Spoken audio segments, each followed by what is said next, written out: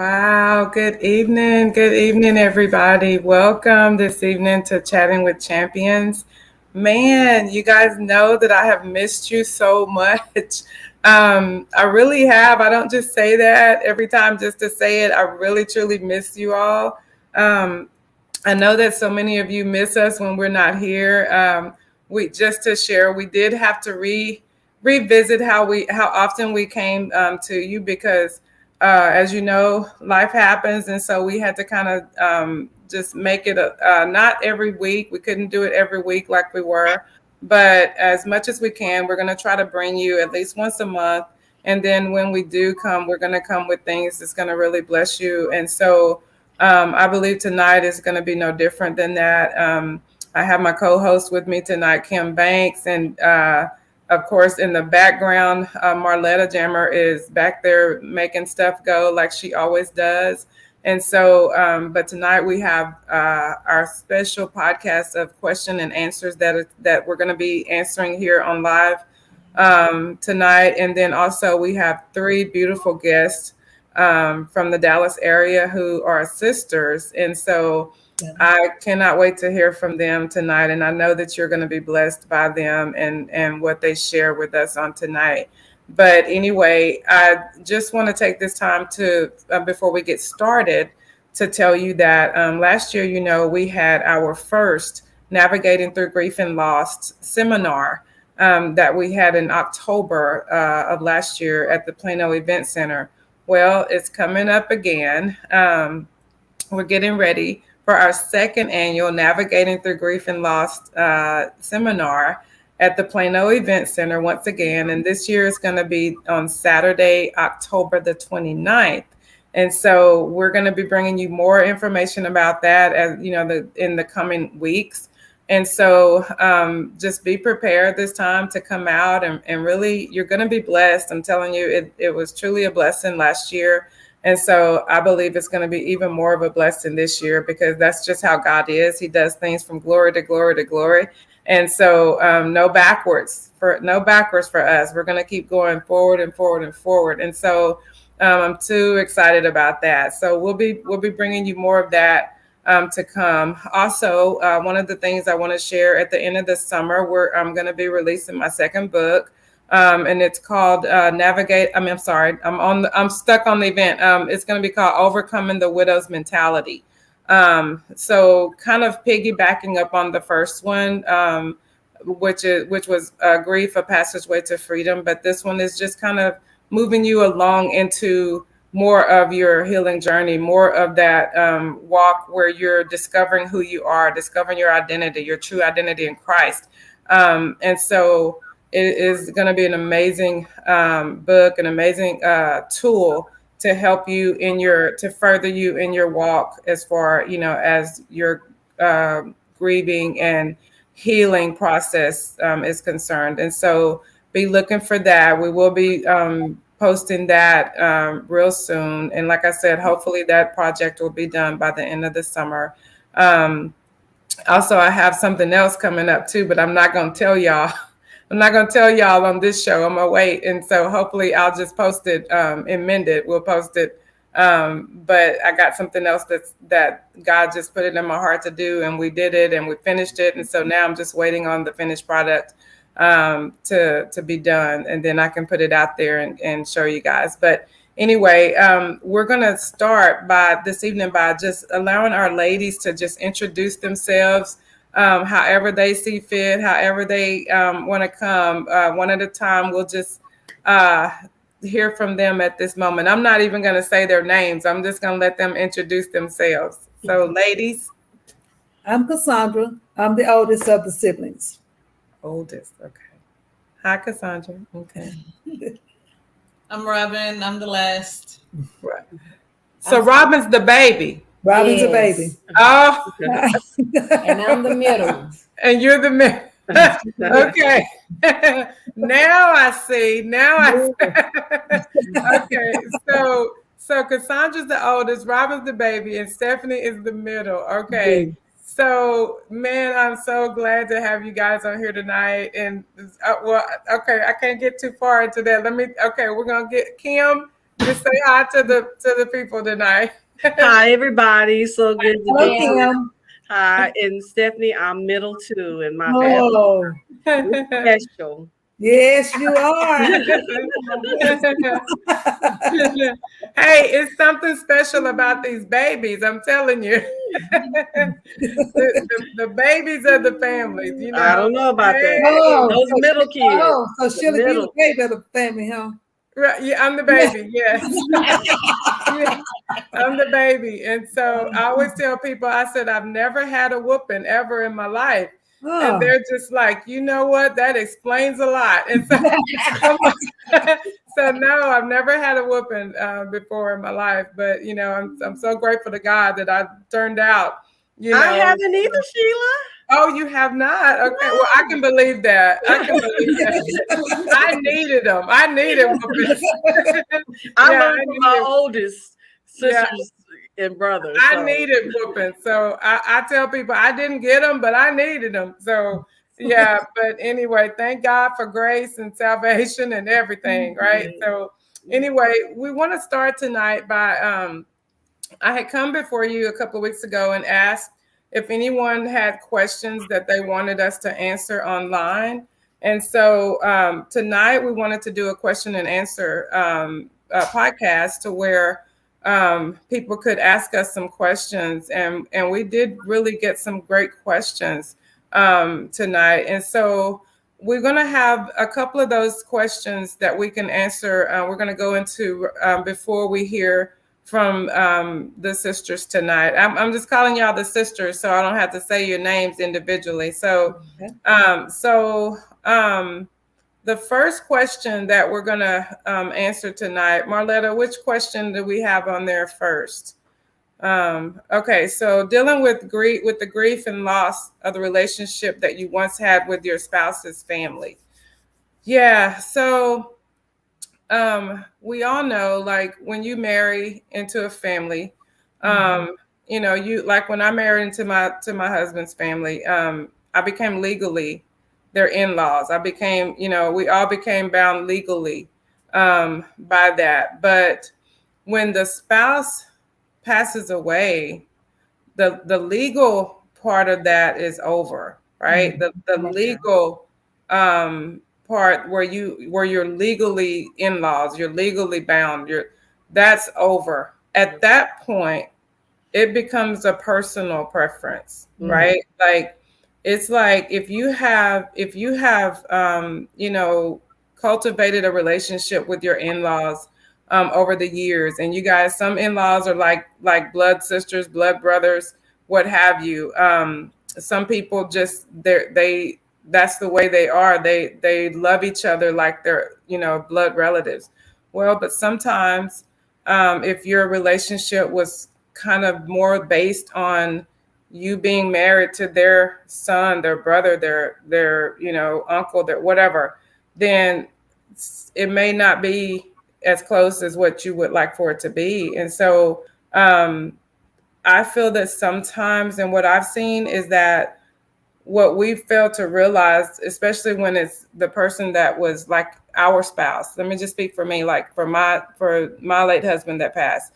Like we forget that his family is grieving also.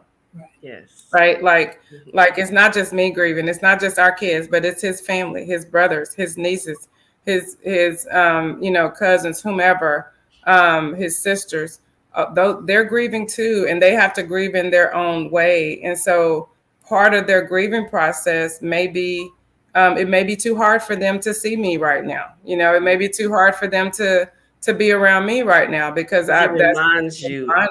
It's just a reminder of him. So I think that you have to get to a point to where you cannot force a relationship on anyone.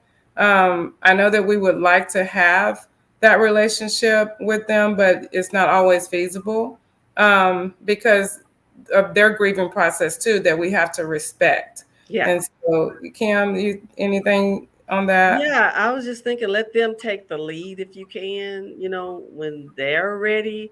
But I totally agree with you that in some cases it depends on the relationship. If my husband, who's still living, if he was to pass away, his brother and sisters, they're like brothers, like you said, blood brothers and sisters to me. So I believe we can still, maintain a close relationship because it was already close before. Right. So it really depends on the relationship, but I would let them probably take the lead. And I know that's hard, but you want to make sure that they're ready. Yeah, it's true. It's true. And I mean, I don't know if you said something right there.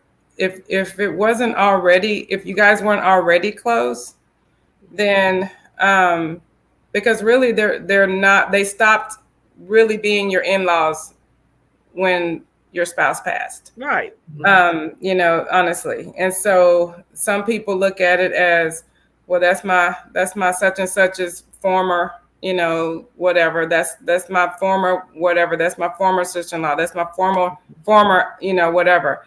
And that's, we don't want to look at it like that, but it's true. Mm-hmm. And so again, we can't force relationship.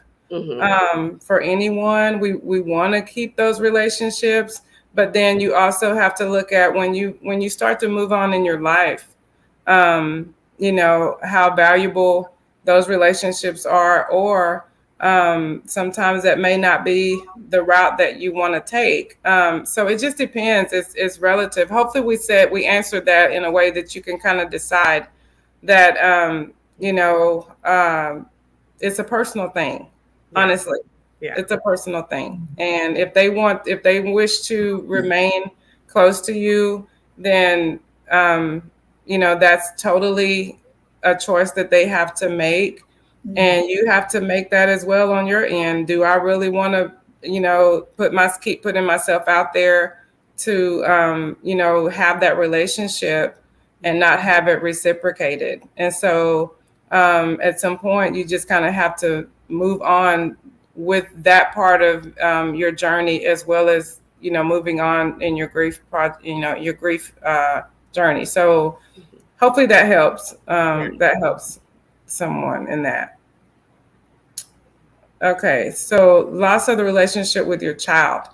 This one I really wasn't quite sure. Kim and I discussed this a little bit. I really wasn't quite sure as to the loss of relationship with your child, if the loss of the relationship came as a result of, someone passing away, mm-hmm. or it came from, because let's do it as if that's what you're saying. Mm-hmm. So when you have a relationship with your child, a lot of times when our kids are growing up, and if you have children of your own, our kids are forced into a relationship with us because they depend on us for their just everyday needs, mm-hmm. their, well-being, all of that. Well, when they become of a certain age and they don't depend on those things anymore, they don't need us for those things. At that point, just like with the other, it becomes a personal preference, mm-hmm. as to whether or not they will continue to want to cultivate a relationship with us, mm-hmm. Or to grow that relationship with you. And so the children, even though they're your child, they're an adult, and you cannot force an adult to have a relationship with you. I don't care who it is. Mm-hmm. And so the Bible says that as much as depend on you, be at peace with all men. Mm-hmm. He put that there because he didn't want us trying to put all of that on us. He didn't want that burden to be on us, trying to make everybody else be at peace with us. No, he said, as much as depend on you, be at peace with everybody. As much as you can, you be at peace. But you cannot make nobody else, be at peace with you. That's between them and God. And so, mm-hmm. as much as you can do, mm-hmm. as much as depend on you, you be at peace with everybody. You pray for them. You love them. The Bible said, "Oh, no man, nothing but to love them." So you love them, you pray for them, and then beyond that, you can't force a relationship, with a child, or with, and I say a child, but with an adult child. Mm-hmm. Kim. Right. If something was to happen to my husband and one of my children had a problem with our relationship, I would reach out once And I would say, is it anything I did or said or what's going on? I feel like our relationship has been strained in some way. And depending on whether or not they respond, the ball is in their court. I've done Yeah. my part. Yeah. Yeah. And it hurts. Yeah. I know that it hurts. Yeah. Because you love your children, you love your sons, you love, especially as mothers, we love our sons. And, uh, but you cannot force a grown person to do anything, honestly. And so God gave us the word for that. Just as much as you can do and as much as, depend on you, you just be at peace with everybody, including them. Yes. And so, and then do we just pray and we believe God that God would touch their heart and that, he said, he did tell us also in the word that the seed of the righteous shall be delivered. So whatever it is that they're going through, whether it's, whether they're grieving or whether or not they're having a hard time watching you move on or watching you move forward or whatever the situation is, we just have to trust God that he will help deliver them and help them to walk out their journey just as he's helping you. But you really do. You have to give that over to God and just say, Lord, okay, I've done all I can do. And so I just give that to you and I give that situation to you. And then you have to really give it to him and leave it there. That's right. Honestly, you have to give it to him and leave it there. And so hopefully that answers your question. And so, and guys, feel free to say anything on here if you want to type in your question or whatever, please, or if you want to make a statement about it or whatever, feel free to do that.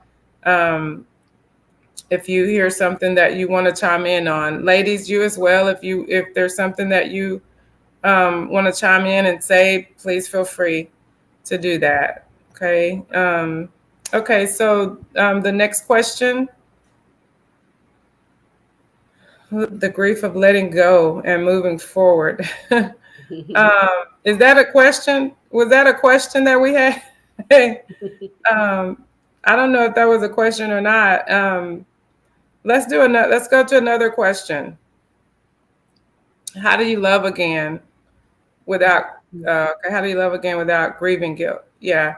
So I believe God is so big of a God that he gives us this capacity to love.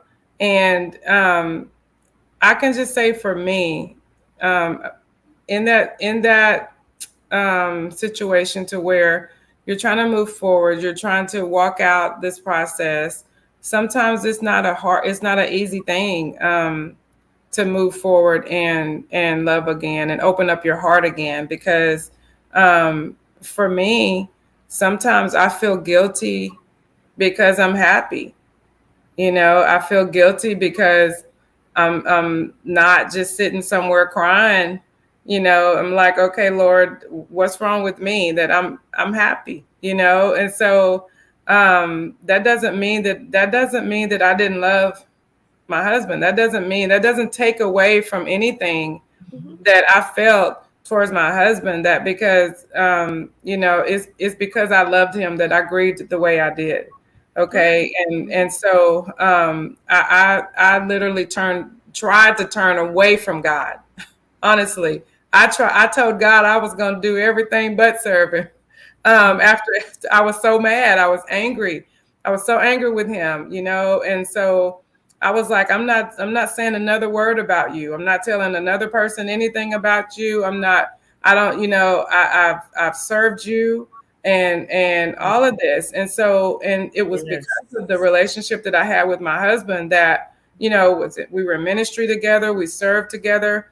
And so when he died, I just was like, you know what? I'm done. And that saying, if you want to make God laugh, tell him your plans. Yeah. So I feel like God laughed at me when I told him that I'm done. And so, but he let me go on for a season until he told me to repent. Yeah. And so when he told me to repent, that meant that okay, it's time for you to be about my business. And so with that came, discovering who I was in God and in Christ, and the calling that he has upon my life, what purpose, because the purpose he had for me didn't stop at John's day, at John's dying. The purpose that God had for me did not die with John. So I had to realize that. And then he started sending people into my life that was saying, hey, great, your ladder is going to be greater. And I couldn't see that at the time. I couldn't see past the grief that I was experiencing, but the word kept coming, your ladder is going to be greater. So, well, if that's the truth, then God wants me to experience this joy, this peace, this happiness that's on the inside, because he said, I came that you might have life and you may have it more abundantly. So he didn't say I came that you might have life unless somebody dies or unless this happens or unless that happens. No, he said, I came that you might have life and that you might have it more abundantly. So in whatever is happening, it's God's plan that we have abundant life. And so why would I feel guilty over that? That he's choosing to give me that he's choosing to smile upon me, so if you have that where God is smiling on you to where you can love again, you can smile again, I say you do that. I say you embrace that. That does not negate the love that you had for your spouse. It does not take it away. It doesn't water it down. It doesn't make it any less than what it was before. It's just saying that I trust God that there's more out here for me than I expected. There's more. He's not done with me. He's not done with me. So that just kind of, that's my part. That's my take on that. Kim, anything? Yeah, I know I did right there, but. Yeah, I think you said it. I think the fact that you are grieving tells me that you're not ready, because it is a process.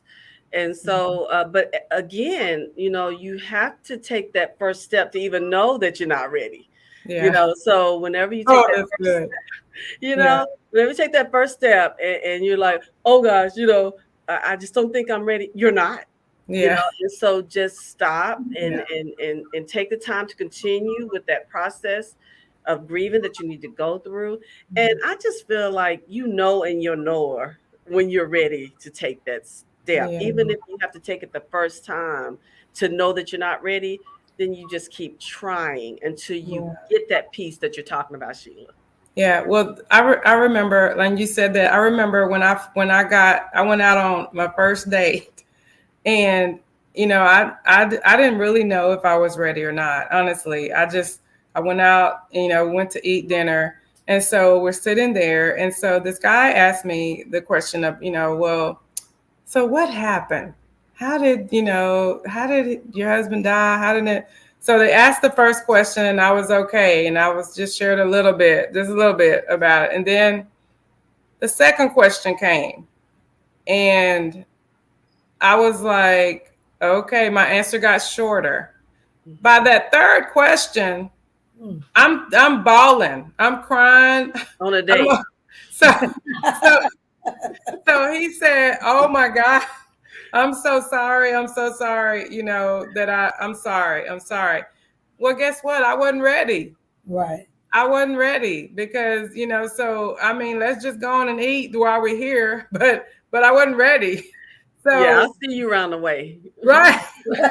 So that's just kind of, I'm ready to eat and I'm ready to go out and just laugh and do this, but I'm not ready to, just really go deep into that with anybody right now. So you just have to know where you are in your journey. And really, like she said, you can't know really unless you just kind of try or put yourself out there. It's being vulnerable is what it is. The first time somebody asked me out, I cried. Okay. I went into my office and I shut the door and I was in there bawling like somebody had beat me. And so because that made that made my circumstance and my reality very real. That told me, okay, I'm single, I'm vulnerable. This is where I'm at right now. Somebody's asking me out. Like, how dare they? you know, but it showed me this is where I was. And so I wasn't ready. And I had to end up telling them I'm not ready, you know. So you just have to know where you are and trust yourself enough and trust the God in you enough to know that he's not going to, Kim, you said it earlier, follow peace, follow the peace. Yeah. Follow the peace that's in your heart, that God puts in your heart. Yeah. Yeah. And so anybody else, ladies, you have anything you want to add? I was going to say also, sometimes when you're out there like that, you are in a vulnerable state. That's where he should have been more sensitive. Exactly. When he asked the first question, saw how short it was. Right. And then when he did the second, that should have been his point of stopping right there. But then poking at you, that was letting you know that may not have been the right one you need to be with. Anyway. Right. And it wasn't, but it wasn't. So thank God. But, you know, but it's just the fact of, it showed me I wasn't ready. Right. I wasn't ready. And so, you know, but I thank God for giving us you know, that discernment and giving us the heart to know, you know, this is not that. This is not what I have for you. This is not my greater for you. Right. And so, but so we want to take some time and let's just come to you guys since we already got your attention, Miss Cassandra. Let's go ahead and if we can and start with you guys, whichever one of you wanted to start out and just kind of share. I haven't told the audience your story, and so I just wanted to let you guys share that in your own way. Okay. Our story was our mom had ovarian cancer, uterine cancer. So to see a loved one go through that and see how strong that person is, you don't really know what they're going through and they're going through. You feel like everything is still fine because you still see them in their regular state of mind. You don't see anything changing to where you think that it's really a sickness to death.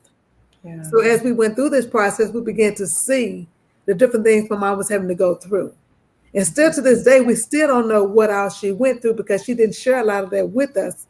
She kept that hidden from us, so we don't know the true pain she would have to endure as she went through this cancer stage. So even for someone that's going through that with a loved one, all I can say is just try to be there for them on a daily basis. Sometimes you don't have to ask anything, just your presence, being there. Help them to be able to get through what they're going through. Yes. Because I had a cousin today pass of cancer. Yeah. And the same cancer that my mom died from, she died from it.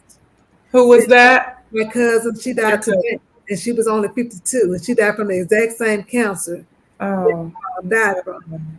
And so it was a different grief for me because I knew exactly what my mom was going through because I was there with her on that journey. With this cousin, she wasn't a direct first cousin. She was like a second cousin because she was my grandmother's granddaughter. So she's like a distant cousin. But I was still trying to be there for her as she went through her journey. So it was a different type of transition to see her going through what she was going through because she didn't have immediate family like we were. Being with my mom every day, she didn't have that in her life.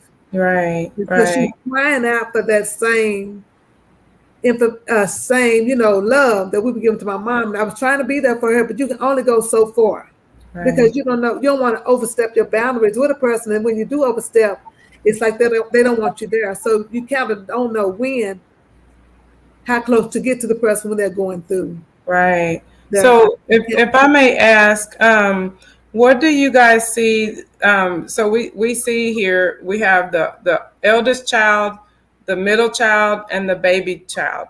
So were those dynamics, did that affect the way you all responded to your mother's passing? Like, I know that you all had your unique relationships with her, right? Like, and so in your being there for one another, and that is just so great, by the way, that you guys love each other so much and y'all are there for one another to support and encourage each other, because a lot of families don't have that. Right. When they lose a loved one, they sometimes it divides. Sometimes they go the opposite direction, but you guys have come together. Y'all support each other. And I know this because I see Stephanie. I love her. We work together, and I've seen her go through the years. I've seen how it's affected her. some days. And so just to have that, that sister, that bond, that where somebody's helping you to walk this out and walk this journey out. And so how has that affected y'all, like in different ways? What were the dynamics, if you don't mind? Like, what's Well, I the can difference? tell the difference. I can tell now that my mom is gone. You can still see that gap because she was like the glue that kept everything together. Even though we may had our differences and bickering with each other, kept us together. And we Yeah. still, and even though it's been over 5 years, we still miss our mom dearly because when it comes to the holidays, the birthdays, or the gatherings, we realized that she was the one who kept the whole family together, even on her sibling side. Because now that she's gone, like you stated earlier, that family seemed like it has detached.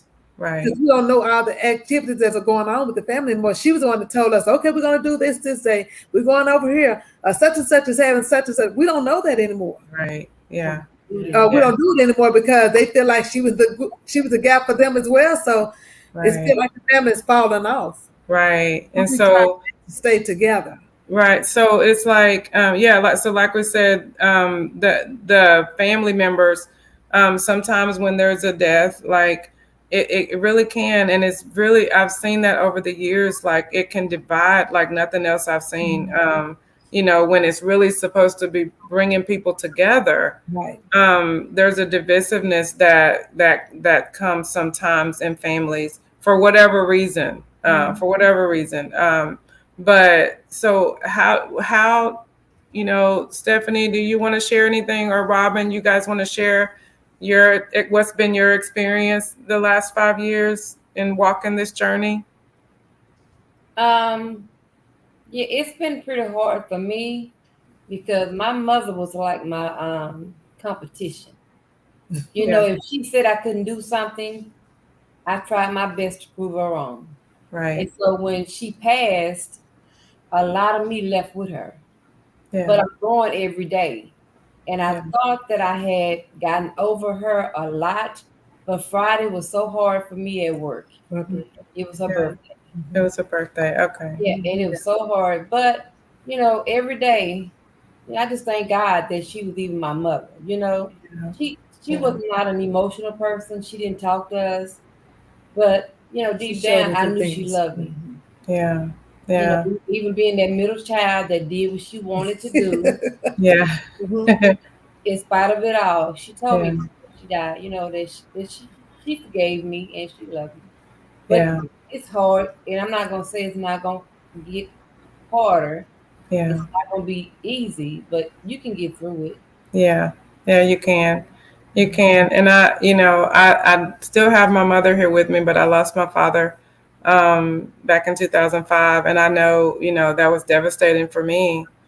Because like I said, I was that baby. I was the only child with him and my mom, but I had, step siblings and things like that. But so with my dad, that rule of no whooping came from him. So, he was the one that was like, no, don't touch my baby, don't touch. And so a lot of my security, a lot of my self-esteem, a lot of my, the things that like that a father has for his daughter, or a daughter has for her father, that was gone, and so I know it from that aspect, but I know from a mother, like you said, if she said do something, if she said you couldn't do something, then you would try your best to prove it wrong. And that's why she knew that about you. So that's probably why she said stuff to make you get up and do it, kind of like your motivator. Yeah, exactly. Really, like your motivator. She knew how to motivate you to do stuff. Yeah. That's what that sounds like. She knew how to motivate you to do stuff. And so, yeah, I appreciate you so much. And you try so hard at work. And I see sometimes when it's on you, I've seen where, it's just gotten the best of you, but you keep going. You keep going, and that's a blessing in itself, and that's what your mom would want. And if she had to say something, she would probably say, "I bet you're not gonna make it," but and that way she know that you're gonna make it. You're gonna try. You're gonna do everything you can to keep going. And so I mean, the kind of person you are You're such a giving person, and you have a heart of gold for people. And so I believe that can be attributed to your mother, honestly. And I know you talk about your dad, and so you're just this loving person. And I see that in all of you. She did something like so tremendous, because all of you just stuck together, like that. And only a mother's love could do that, bringing you up to where there's no competition. There's no, not bad. I'm not saying it's healthy to have some good competition, but I'm saying, you know what I'm saying? Some families have that competition where, it's bad. And so to see you guys, how you love each other and really support, that's a blessing. That is a blessing to so many. Yeah. And so, Miss Robin, Yes. you, you ready for us? Sure. That's that baby, y'all. I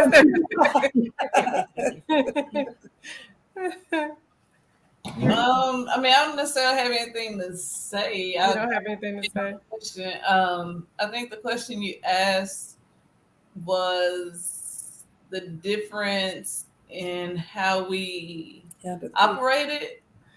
I think the difference in how you all have how it's made the journey different for each of you, with the different relationships that you had with your mother. Like, even though you guys are siblings, there's a certain level, like for Cassandra, sometimes I think for the oldest child, there's that feeling of, I have a responsibility to make sure my younger sisters are okay, and so I've got to be this way so that I can make sure they're okay. Right. And then sometimes as the youngest one, I'll just speak for me. Sometimes for me, it may have seemed like I was selfish, because they never allowed me to be the nurturer or the person that cared for them. They always cared for me. So I think that, did you feel like at some point where you added to encouraging them, or I guess like how it affected you guys differently in this journey? So as far as being an encourager to them, I wasn't a direct encourager. I didn't necessarily go to each of them and say, oh, this, oh, that, I just did what I do. And so, maybe indirectly. Okay. But as far as me and my journey with it, so as soon as we found out, as soon as she told us, I'm the person who needs to know why. So I'm asking all the questions, up front, because I need an understanding of what's happening and what's going on. I can't operate in panic mode. I can't operate wondering. I need solid, sound, answers. So I do recall the day that she told us, I immediately heard there's still time. Okay. So with that, I just said, okay, so, what's the next step? What do we do now? And she let us know the plan that the doctor had. So the plan was to have surgery to remove as much as possible, and move forward from there. So when we got to the point of surgery, now I'm questioning the doctor. What's next? What's happening? So the entire we went through the battle for a year. That entire year, I'm in what's the fix it mode. Yeah. I'm trying to stand in what's happening, what's going on, get clear, just to see, and then once it was all coming down, once I saw where we were going from there. Now I'm in, okay, what you need, what you need, what you need. Before I was saying, we need to do this, we need to do this, we need to do Right. this. But once I hear the next voice that says, give her what she wants, because there were so many, restrictions and all this. Once I hear you better have what she wants, now I'm into what you need, what you need, what you need, what you need. But all the while, I'm not in, I'm not connected from the heart. Yeah. I'm connected from the mind, because for me, I got to be able to think straight in the event something happens. I Yeah. can't break down because she can't do what she needs done for herself. So Right.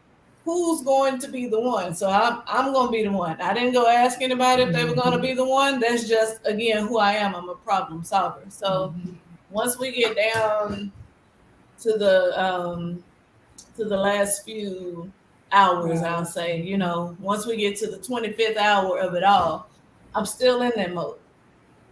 And it Yeah. doesn't hit me until a year later. Yeah. Now, Yeah. although I processed it, although I've understood it, now I've got to reconnect with the feelings that, Yeah. other people will probably be dealing with, during the time. Right. So Yeah. being the unofficial caregiver to now going back to being the daughter, that transition in itself. And though I was, in both parts, during the time I was more so the caregiver at the time than I was the daughter. So now I got to deal with the understanding of it all Right. when it comes to the absence of the body. Yeah. So going through those, even going through that, I'm not necessarily checking, you okay? You okay? You okay? Because things are still, tunnel vision or just naturally happening. Yeah. We're still trying to go here. We're still trying to do that. We're still trying to blah, blah, whatever, as normal as we could be, Right. Yeah. And so in that next year is just as God would be God. I run into different people who have already lost their mom. Yeah. But at the same time, most of my friends started losing their mom. Yeah.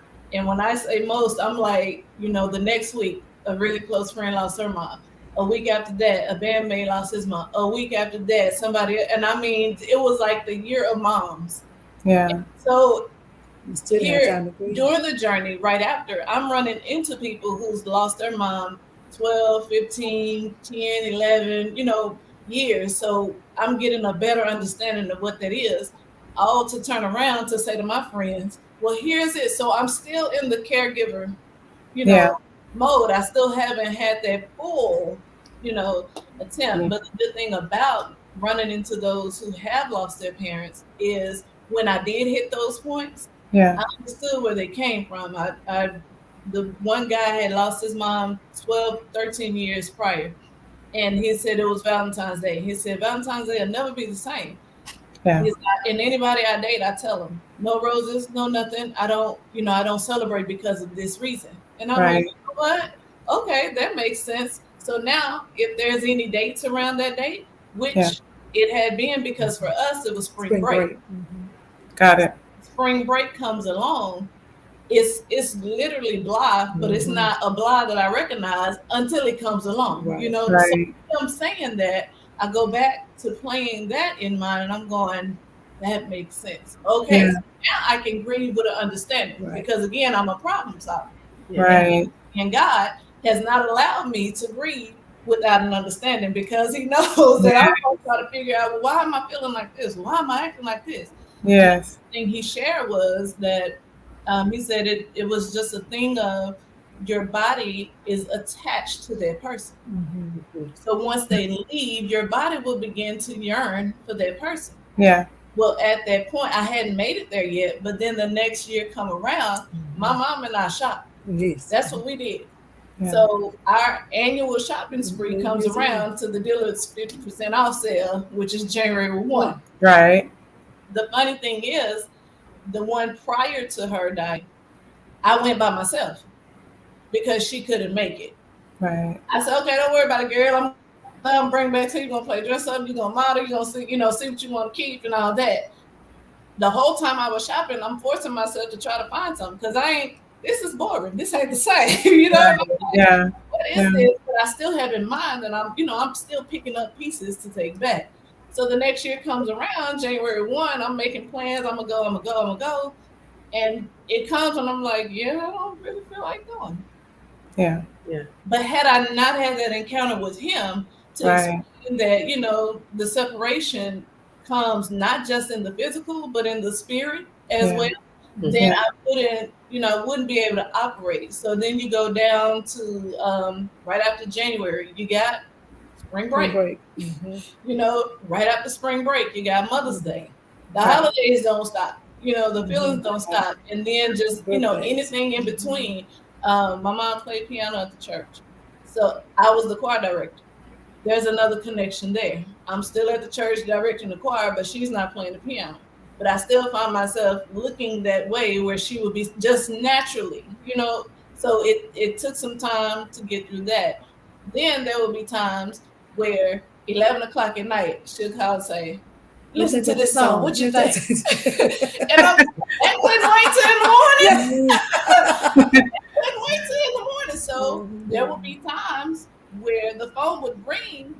Of course, it's not her, but I'm listening to this song, or I call somebody and say, listen to this song just tonight, So that's kind of, and even right now, now that I know how to identify with what's going on, it's not as hard. Yes. But like I said again, having that understanding through prayer, for it to come in so that it would come before me.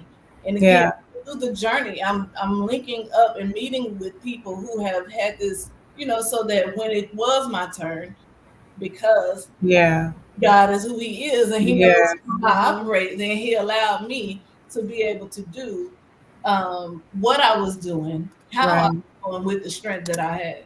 And now you can help other people to recognize that. And I believe one of the guests said that she, what did she say about the grieving with the understand? Yeah, she said, I love that, grieve with an understanding. And in the Bible, we know tells us that He knows that we're going to grieve, but He said that we don't grieve as those that have no hope, and our hope is in Him. Our hope comes from the fact that He's got us. Like, one day we will see them again, and so that is our hope. And so, man, that you don't even know, you guys don't even know what you just said, but I know that blessed some people, and I know that that's going to bless people as they watch the podcast later. Also, that's going to be a blessing to them because mothers, they just have a different role in our lives. And somebody asked the question when I did a podcast a couple of weeks ago with a lady. One of the questions was, how do you keep the memories alive? How do you keep, from forgetting? And I said nothing, because you wake up and the memories are there. Right. There's nothing you have to do to keep the memories alive. You have to do everything to try to live your life in the present. The memories are going to come. I mean, they're going to be there because they're in your heart forever. Like, and the thing, everywhere you look, with like, whether it's the church, whether it's Dillard's, whether it's wherever, everywhere you go, you're going to be reminded of something, of a memory with that loved one and your mom. And so, man, that is so awesome. That's so amazing. And I like that you said that you helped, but you did it indirectly, because so many times we do things and we're just being ourselves, and that helps people more than anything. Just that stability, because that's stability when you can continue to be who you are and and still function in that capacity. That's stability, and that's needed when everything else is chaotic. Right. Everything else is chaotic. Everything else is unstable, unsure. Our glue is gone. So to have that person that says, okay, I gotta be this right here for my family. I gotta be this. I gotta be that. That's, and I know that you being who you are took a load off of Stephanie and Cassandra. So it all worked out together. And so again, I'm so amazed, and I'm so just encouraged to see that you guys, how you love each other, how you care for one another. And that's just something for people to see. I really truly cherish that, honestly, in you guys. And so I think it made it easier because we both knew each other's roles. Yeah. I knew what Robin's role was. I knew what Stephanie's role was. So we all had our own individual roles of how we played a part in the future, helping my mom be as normal as possible. Yes. So I'm the one that's more of a nurturer, the one that clean or cook. So that already knew being my role. It was no doubt. I said I already know what Vic gonna take care of that part. We ain't got to worry about that. Pretty much knew what role we in, what lane we need to stay in. So Robin was more the one that did the research. So if I wanted to know something, I just asked Robin. So Robin, what is it about this? What is it about that? So it got to a point to where if we wanted to know what the doctor had to say, we made sure Robin was there to put us on a video call. Right. Ask whatever questions we wanted to ask, because we knew Mama was not in that mindset to remember everything. Daddy definitely wasn't in the mindset. Right. Yeah. She say remember things by the time we asked. I don't know. Ask your mama. Well, she wasn't in a position to tell us. Right. So the next step. She really was. She was just keeping it from us. She kept a lot of things from us, but she didn't want us to worry. Right. Didn't them tell us either. Yeah. So. How many times have we heard that, Kim? That when people say, they knew what was going on, but they kept it from us. They kept it. I think they kept it away because they didn't want you to be.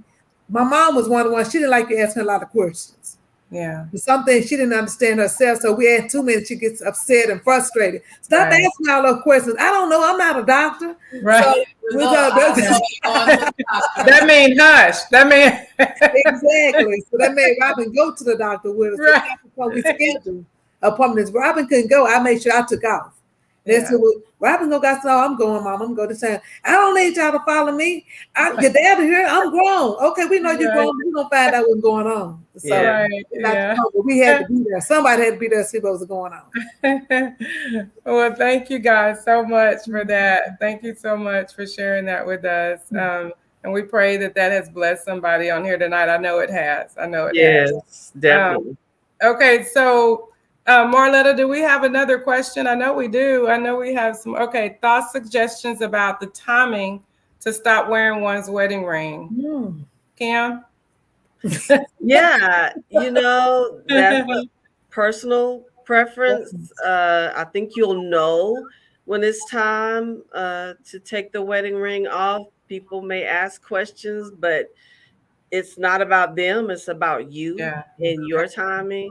But I think you'll know. I think something may happen, specifically to where you're like, you know what, I think I'm gonna leave the ring at home today.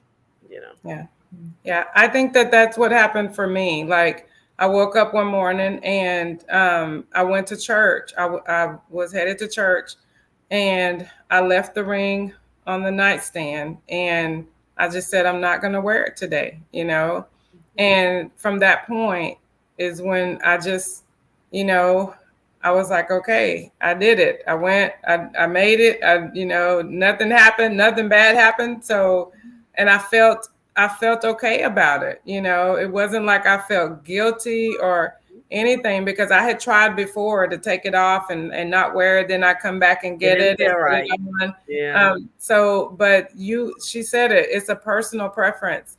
You cannot let other people dictate to you when that time is come.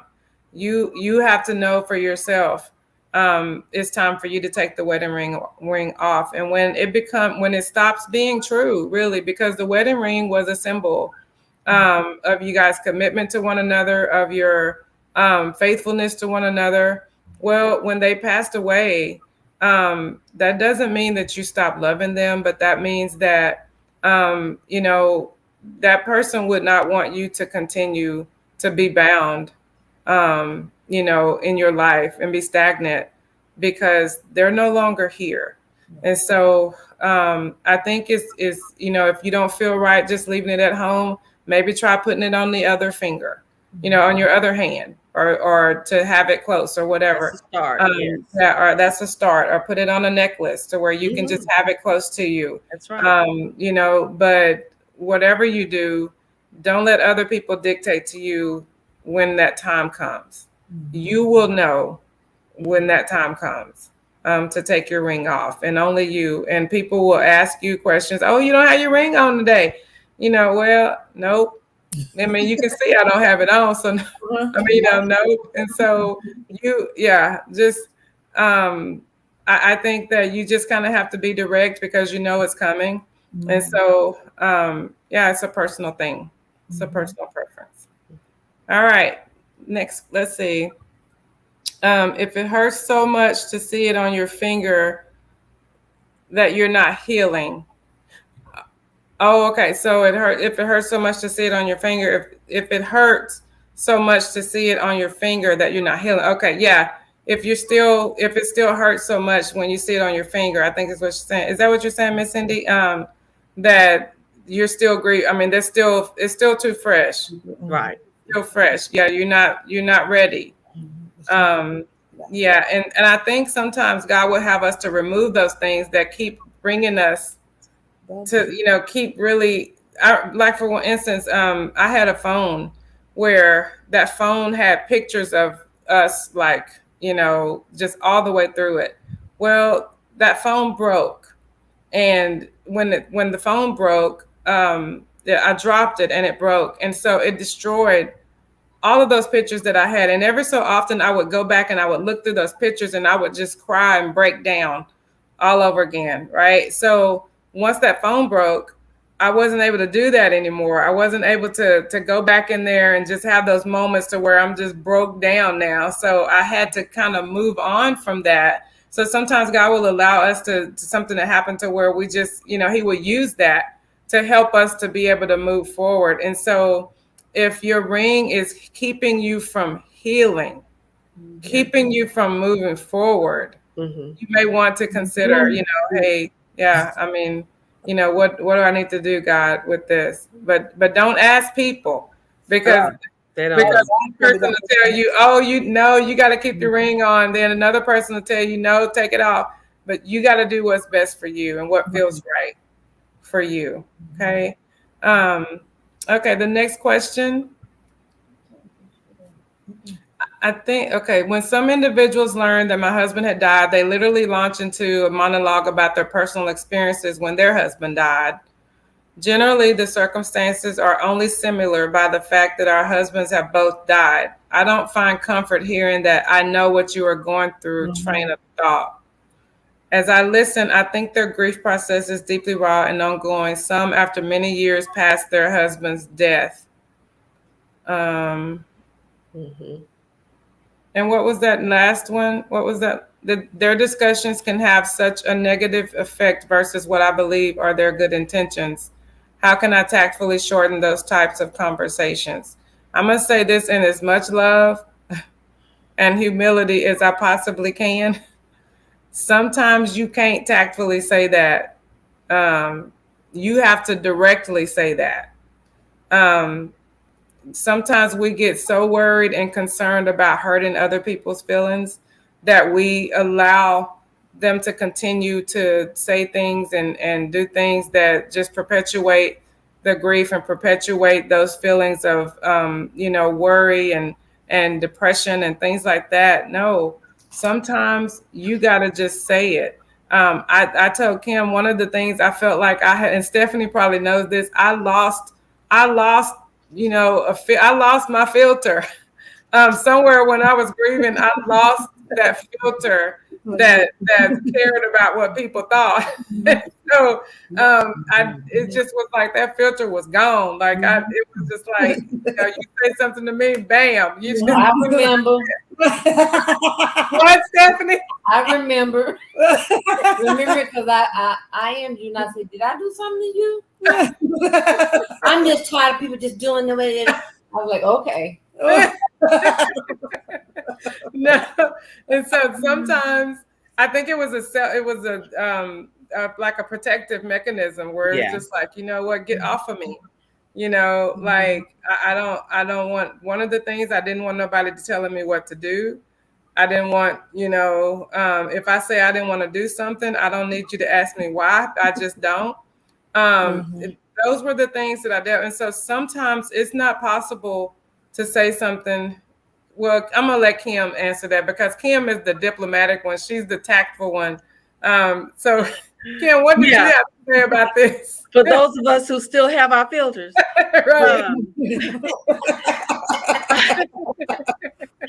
No, I just feel like, I've been learning about parent scripts to where I know my kids are gonna maybe tell a lie or do something continuously. So I've come up with these parent scripts that I've learned about.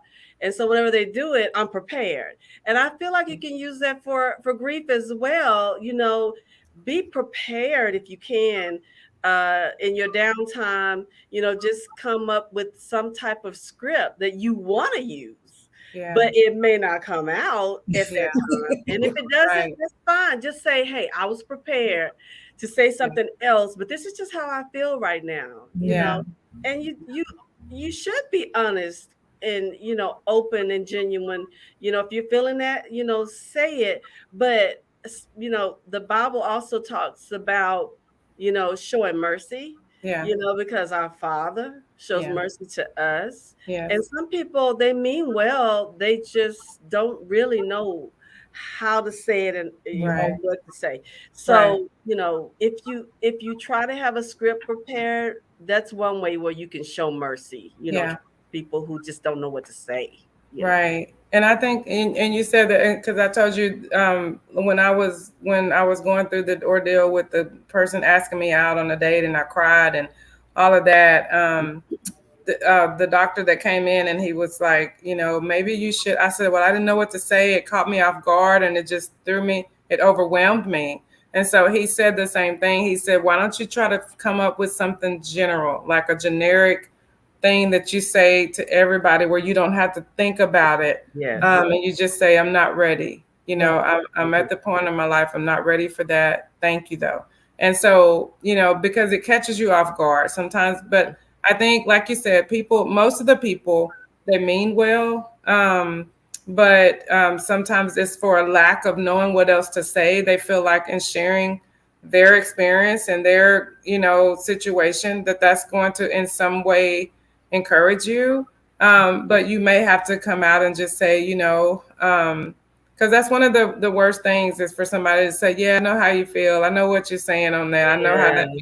No, you don't. I mean, you really don't.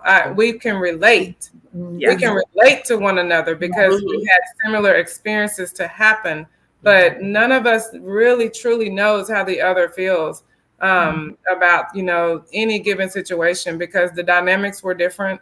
Everything about it is different. And so instead of you telling me that you understand how I feel, let me share with you how I feel. Give me the opportunity to share with you, if I choose to, how I feel. It's just that it all starts to sound like cliche. Honestly. Yeah, and when you see them going down that path where where they're about to go, stop them right there and say, I feel like I know what you're about to say, but I would rather not go there. I would rather not, talk about that, right now. So you really got to be direct. You really got to be direct. Nip it at the bud, though. Stop it before it goes on. Because if they keep going on and on, it's just like a knife just cutting into you. It's like excruciating to hear people keep going on and on about something that you just know that's just not my experience. Right. Yeah. And then, like you said, there was a meeting that Christian and I went to, my son Christian. There was a grief conference or some kind of something. They had a guy to come, and I'm not going to say where it was, but he came and he was, sharing about his grief experience, and we didn't go back. We didn't go back because this person had been grieving for like 20 something years, and he was just sharing about what had happened. And so my thing is, I needed, like you said, something positive. I needed to see that there was other side to this thing. You know, I don't want to go and sit down and have somebody tell me you're going to be grieving this way for 20 more years. You know, you're going to be grieving. No, I don't. Yeah, you know, where's the exit? Because I don't want to. And so we left there and we didn't come back, because you have to. The Bible says to guard your heart. Right. You know, with all diligence, for out of it flows the issues of life. You have to guard your heart. Not that he's wrong in what, and because somebody was going to be helped by that, right? But for me, it was hurting my spirit. It was really depressing me more at the thought of 20 years later, I'm going to be still grieving. Right. You know, that I couldn't allow that to creep into my spirit. And so you have to be your best advocate for yourself in your healing. And so anything that doesn't sit well with you, anything that somebody says towards you, you have to stop that. And yes, you can stop it diplomatically. You can stop it and you can say, because the Bible says to, you know, answer with grace and truth. You know, you can give truth and have that grace. I don't always have that grace. Honestly, I'm trying. God is still working on me, you know, and honestly, like sometimes I've reacted to things and said things and but God, that's not God's way neither. God wants us to, you know, to show love and show mercy, show grace. But there's times where you have to also be just matter of fact and direct when it comes to preserving your spirit and your heart and helping you to move forward in your journey. Okay. So hopefully that helped. You're right. And sometimes you have to teach people how to relate to you. Yeah. Because they don't always know. Right. You know, so in your being direct or in your being merciful, you know, you're actually teaching them, because I know someone brought a light to me about something I was saying that wasn't going the right way for them. And I'm like, I didn't know it. I'm sorry. Yeah. I didn't know it. So sometimes you have to teach people how to relate to you. And yeah. I see a question on here. Marletta, Dr. Pam's question: how long did it take for you to get rid of that person's things? I feel like I want to keep my daughter's things forever. Oh, wow. Honestly, it's each individual is different. Honestly, like I think that some of our friends, there were some friends that came over to the house to just sit with us and talk and laugh, and I knew that her husband was really, John loved him. He loved him. So I ended up giving him, you know, several of John's clothes and things like that. And then probably within that next week or week and a half, 2 weeks, I was cleaning out the closet because I couldn't look at it. You know, and then I know people that it's been 5 years and they said, I can't clean their closet out. I can't get rid of their stuff. And so I think it's whatever way is going to help you to heal. That's what you do. But at some point, you know, I tell people all the time, I say this all the time, whatever you run from, it will chase you. It will pursue you. Grief will wait at the door on you. You can stay inside your house. You can stay hidden. You can stay whatever. It will sit at your door and just wait. Like, you know, I ain't got nothing but time. And so you have to face it and and of course it's in your own time. And when you do that, but you do have to face it at some point, or you will forever be running from the you know, the things, the clothes, her pictures, you will forever be running from those things and not be able to face that, because you know, I think the sooner that you can face that or confront it, then you can deal with that. You can be healed from that. There was a time when I couldn't go to my old house. I couldn't drive by it without breaking down, crying. I couldn't even drive down the street from it without breaking down. And then one day I said, you know what? I'm going to go. The first day I went, I cried. I left there feeling defeated. And then I said, but you know what? I'm going back. So I went back again. The next day I went back. I cried, but I sat there And, a little bit longer than I left, I didn't feel as defeated. The next time I went back, I was able to sit there in the street and I looked at the yard and I was like, yep, John would hate that. He would hate that. Yep, he sure wouldn't want that. He would love that. And I was able to smile at that instead of breaking down. But I never would have been able to do that had I not faced it. Right. And and allowed myself to go back and feel whatever I was going to feel. And that's the thing we're scared of sometimes. We're scared of feeling those feelings that are going to come when we face things. There was a song that John had sent to me the day he died. And he kept calling me and kept texting me and saying, hey, have you listened to that song? And I was like, no, because I was busy. So I was like, no, I haven't listened yet. 30 minutes later, he called me back. He's like, hey, did you listen to that song? And finally, I lied. I just said, oh, I did. So he said, did you love it? And I said, I did. And so he said, well, that's how I feel about you, right? This is what he told me. That's how I feel. That song is how I feel about you. Well, it would be probably, I didn't listen to that song till probably 2 weeks after he passed. And I was laying in the bed one night and I turned I hit that text and I turned it on. And I probably thought I was going to have a nervous breakdown when I listened to it. I had to call somebody. I had to say, look, he said, what'd you do? I said, this is what I did. I listened to that. Yeah, you can't do that. And so, but I did it and I faced it. And then now when I hear that song, it doesn't break me down. It's just like a joyful memory that I have of something that happened in my life that he did. And so I'm saying that to say you have to face it. You do. You have to face it. And as much as it's going to hurt, you have to face it, or else you will never heal from it. You will never heal from it.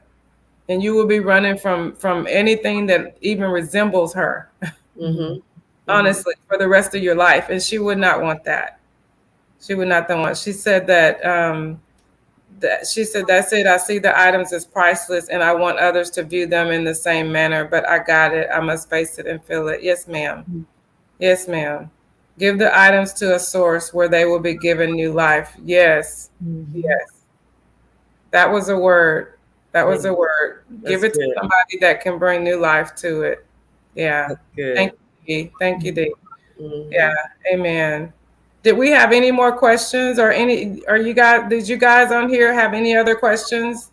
I just wanted to piggyback on her by her stating about her daughter not being able to release her clothes. Yes. My daughter was 14 months old when she passed. Oh. And it took me a year or so to even release her clothes because her room was not, since she had her own room, I just kept her door closed. Yeah. So I never saw her clothes. And finally, I was able to release some of the clothes, but I still have a couple of items that are in memory of her from the things I remember her doing. Yeah. I keep some things as a memory, but it is hard to detach from some of those things because there's so many memories and you feel like nobody else is going to cherish them like you will. Right.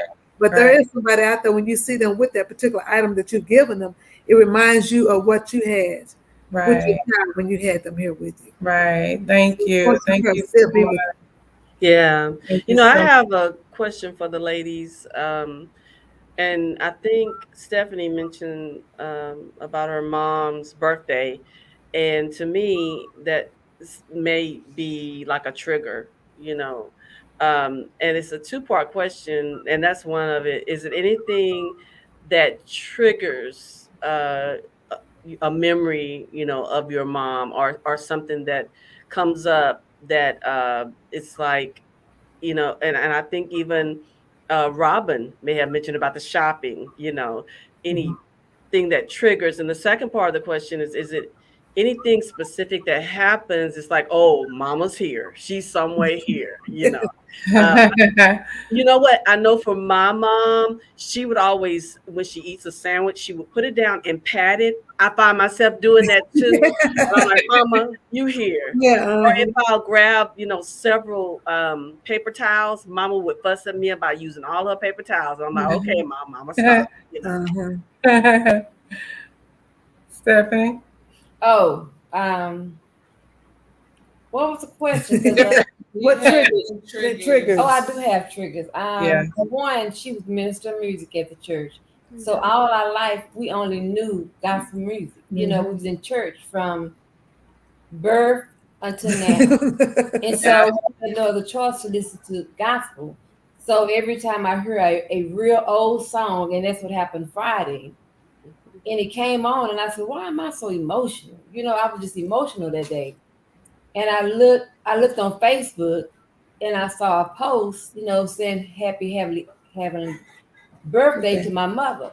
Yeah. Damn, that's what it is, you know. And I lost it. I was supervisor and told him I can't stay here today, you know. Yeah. But I worked my way through it, and I just started talking to her. Right. And I said, "I feel your presence." Yeah. And it got me through the day. I mean, I when I said I cried, I boo-hooed like a newborn baby.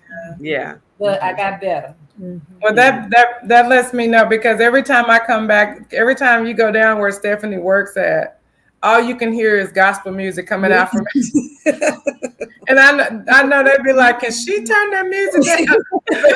It's like she's the only person in there. And so, but she's gonna have her gospel music playing. Now that you said that, that makes sense. It makes sense now. I see where you get it from now. So, that helps me understand. So, wow, yeah, I'm so excited to see you guys moving forward, and I know that your mom would be so proud of all three of you, and I know you know that. But I'm elated to see what's going to happen in your lives and how you're going to each represent her.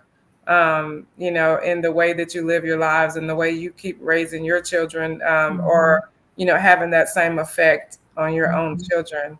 And so, thank you guys so much again for being with us tonight. Hopefully we can do something more in the future. But anyway, so I want to go ahead and thank all of my guests tonight for joining us and being a part, and your comments and everything. And so send us a message, guys. Send us and let us know if there's anything that you know would have liked to have discussed, or that you would like to see discussed in the future. Send me an email. You guys know to go on my website and sheliaboone.com, or you can just send me an email at theofficialsheliaboone, and we will definitely try to answer those questions or answer anything that you would like to see in the future. We have an amazing young man that's going to be on here with us August the 14th. Oh my gosh, we're going to start posting that here in the next couple of weeks. But you definitely don't want to miss that. And that's going to be so inspirational to somebody that doesn't feel like they can, just that they can whatever, that they can do anything. He is going to change your mentality. It's going to change your thinking about it. After that, you're going to be like, oh, I don't have no excuse. I don't have no excuse. I got to do this. I got to fulfill the destiny and plans that God put me here to do. You won't have no excuse after seeing that. And so I'm so excited about that. But I appreciate each and every one of you tonight. Kim, thank you so much as always. And Marletta, thank you so much. I know she's in the background. She's trying to take another test once we're done. And so I just thank her for hanging in there with us tonight. We went a little bit over, but thank you all so much. And if you guys want any type of